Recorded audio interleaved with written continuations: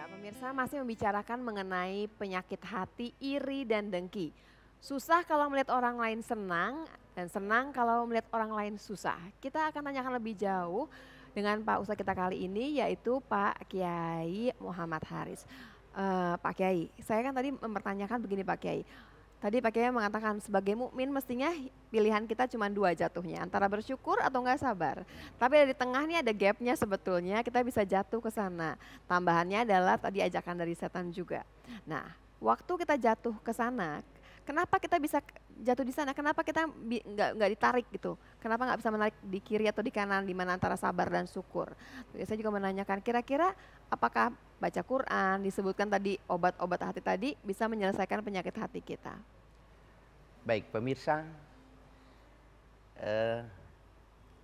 hasad ini, dengki ini, dia punya potensi tumbuh pada semua lubuk hati manusia. Dan itu dari lantaran terlepasnya kesadaran manusia pada posisi dia bersyukur atau bersabar. Ketika dia terlepas saja, maka memungkinkan sekali untuk tumbuh seperti itu. Yeah. Seperti Mbak Lula sekarang kita tampil bersama di sini menjadi sebuah parameter buat bagi orang yang menonton. Host akan mengatakan kenapa tidak saya ya yang mendampingi Ustadz Haris gitu. Oh baik. Padahal kan pada kondisi yang semacam ini apa yang memungkinkan untuk dibikin iri.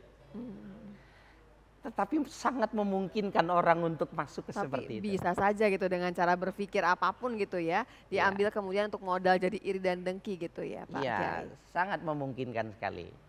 Oleh karena itu, ketika ditanyakan apakah ada hal-hal tertentu, kiat-kiat tertentu ya yang jadi obat. Iya, ya, supaya kita nggak gampang nih jatuhnya ke si penyakit hati. Itu, pertama memang adalah kesadaran bahwa Allah khalaqa kulla syai'in azwaj. Allah menciptakan setiap sesuatu itu berpasangan. Itu ya mesti dipasang. Kalau tadi dalam tombol hati itu mengingat Tuhan, ya, ingat. Itu kan maknanya dia ingat. Apa sih yang mesti dia ingat? Allah ciptakan setiap sesuatu itu berpasangan. Mbak Lula disebut wanita karena ada laki-laki. Sekarang ini disebut siang karena ada malam. Itu konsekuensi logis yang nggak bisa kita menafikan. Ada kebahagiaan, ada kesengsaraan. Ya. Nah, ketika dia memahami itu adalah bagian ketetapan Tuhan, dua model itu, dia tidak akan pernah iri. Ini sebenarnya dalam sekali ya Pak Kiai ya. Pak Kiai lagi mengajarkan kepada kita nih sebetulnya nih Trias nih, bahwa kalau kita nggak pernah susah, kita nggak tahu rasanya senang gitu ya Pak Kiai ya. Iya. Yang satu itu ada karena ada yang lain. Kalau orang barangkali kalau orang kaya terus nggak kerasa, kalau semua orang kaya juga dia nggak tahu rasanya kaya tuh gimana, karena semua orang juga punya gitu ya Pak Kiai ya. Ini selalu ada dua karena dia saling menerangkan sebetulnya. Jadi tadi kita senang itu sama barangkali orang baru tahu, barangkali pemirsa ya, baru kerasa nikmatnya sehat kalau pernah sakit. Kalau tidak pernah sakit nggak tahu nikmatnya sehat. Tapi Pak Kiai kan kadang-kadang nih Pak Kiai ya udah sering nih jatuh ke iri, jatuh ke dengki. Nariknya supaya kita lebih sadar bagaimana?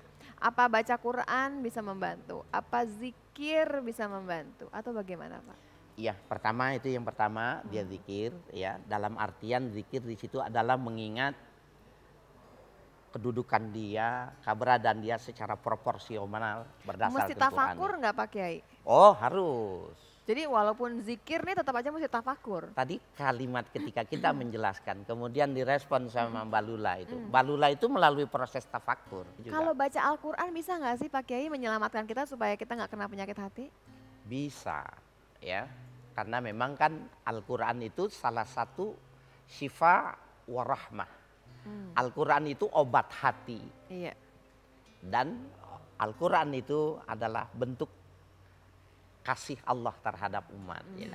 Ketika dia berfungsi sebagai syifa, sebagai obat, karena memang yang paling titik penekanannya itu adalah syifaul qalbi, obat hati Al-Quran itu.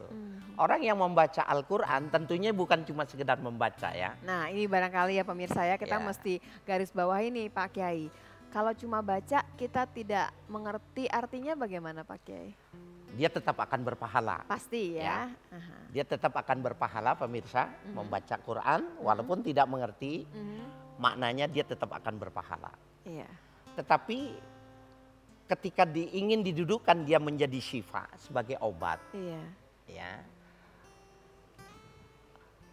Begini, yang mesti dipahami dulu itu begini. Orang yang terkena penyakit dengki, dia tidak tahu kok kalau dia sedang berpenyakit. Iya, dia kan nggak sadar kan sebetulnya kan Pak. Ya. Jadi ini dulu kita pahami, orang yang terkena penyakit dengki sebenarnya dia tidak tahu kalau dia sedang kena penyakit. Itulah perbedaan disiplin keilmuan Mbak Lula. Iya. Ketika penyakit itu fisik, bukan cuma mampu dideteksi oleh dia, oleh orang lain, dan secara zahir kelihatan. Iya. Tetapi kalau penyakit hati, jangankan orang lain, Dia sendiri. si pasien sendiri dia nggak tahu kok kalau dia dirinya sedang sakit. Lalu ketika dia baca Al-Quran, pada sisi-sisi mana bacaan itu yang menjadi sebuah rahmat, baca sebagai sebuah syifa, obat, itu akan ada sentuhan rohania kepada si pembaca. Itu Walaupun dia nggak ngerti nih Pak walaupun Kiai. tidak bisa mengerti, walaupun dia tidak paham. Subhanallah. Tuh kan ya. Itu mengapa jangan heran ada orang yang membaca Al-Quran itu bisa menangis. Padahal nggak ngerti.